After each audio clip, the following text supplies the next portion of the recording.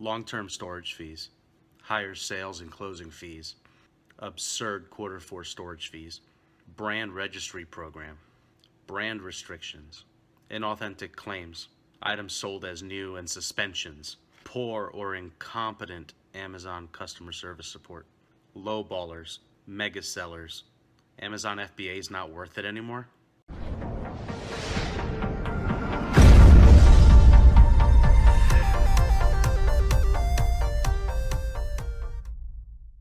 Hey everybody, it's Manny with Manny's Book Bag, and after a week off, I am back with another video. So I've been out of state for the last week. Last Thursday, our family received some really bad news, and we had to hurry up and leave Ohio, and we drove 12.5 hours up to New England.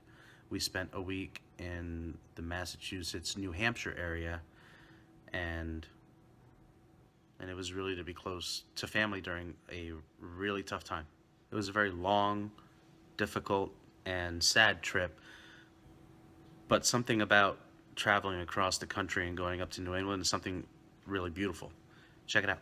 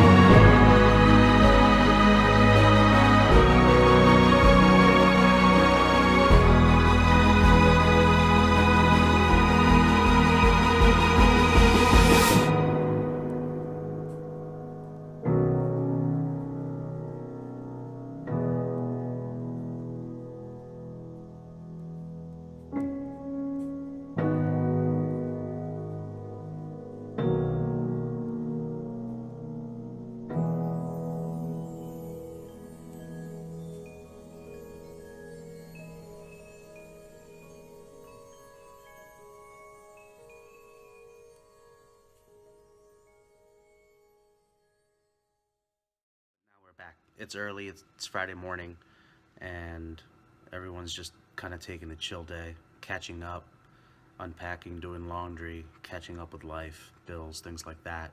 One day last week, just to kind of clear my head and center a little bit, I did some sourcing, and I've got some CDs to list. So let's get to it, let's get it done.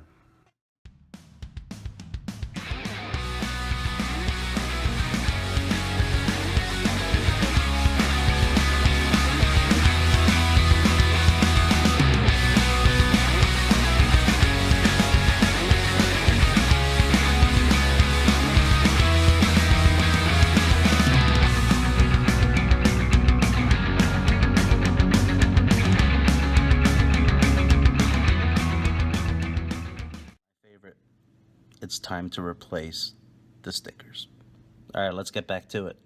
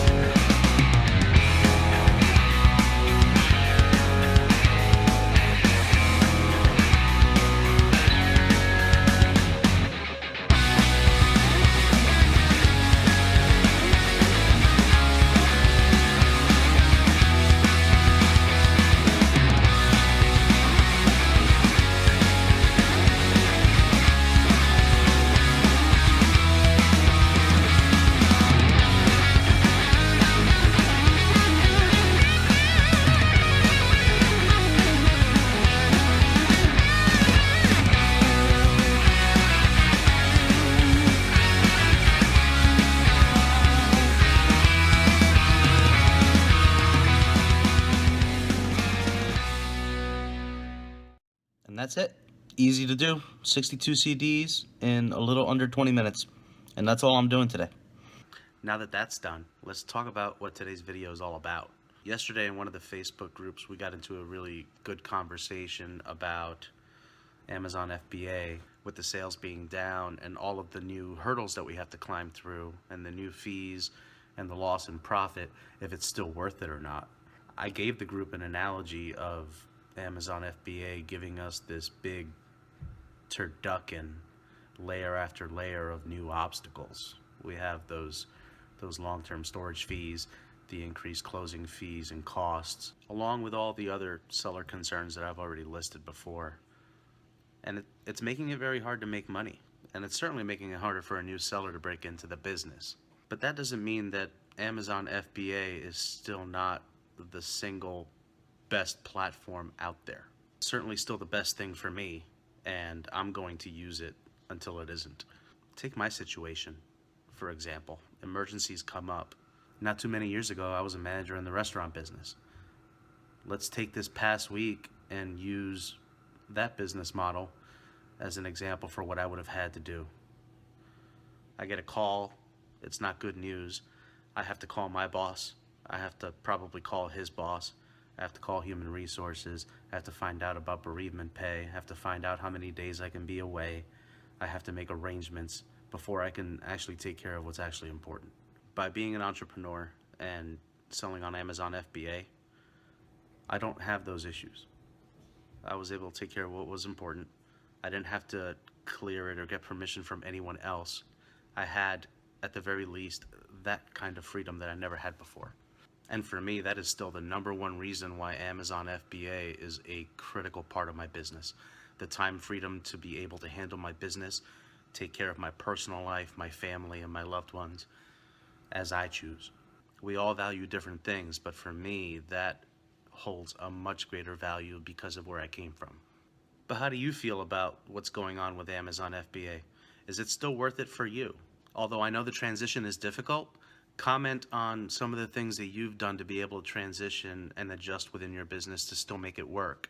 Also, are you selling on different platforms to make up for it? Are you doing things locally? As always, thanks for watching, folks. If you found value in the video, please smash that like button. If you haven't subscribed yet, please make sure you tap that book bag up here to subscribe and support the channel. And until next time, let's go make some money.